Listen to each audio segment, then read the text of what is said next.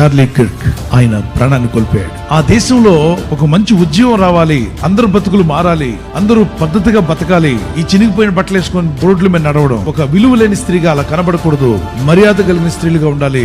అలాగే పురుషులు కూడా పద్ధతి కలిగి బతకాలి. మగాళ్ళు పెళ్లి చేసుకోవడం ఏంటి, ఆడవాళ్ళు పెళ్లి చేసుకోవడం ఏంటి, అసలు ఎక్కడుంది అది? దేవుడు పెట్టిన పద్ధతిని మార్చేశారు. మీరంతా మారాలి, మన దేశం పాడైపోతుంది.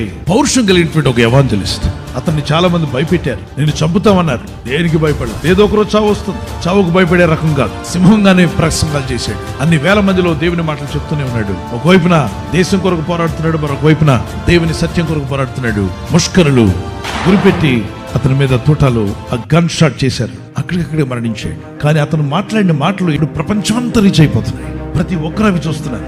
Some people think that Charlie Kirk is gone. No, he is there in every heart.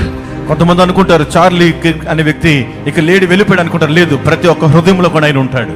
His spirit is with the Lord. ఆయన ఆత్మ ప్రభు వద్ద ఉన్నది. That's why Jesus said, don't be afraid of people.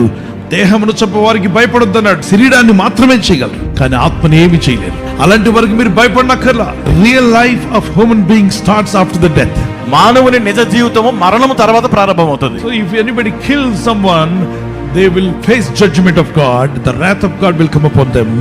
But the person who was killed because of his faith, his spirit reached the paradise and being with the Lord. ఒక దేవుని తీర్పు నుండి ఎవ్వరూ తప్పించుకోలేరు. Every killer has to face the judgment. ప్రతి హంతకుడు చంపిన ప్రతి ఒక్కరు కూడా తీర్పులో నిలబడాలి. క్రైస్తవుని మరణము అంతము కాదు, అది జీవం. సజీవంగా వాళ్ళు ఉంటారు, సజీవులుగా నిలిచిపోతారు.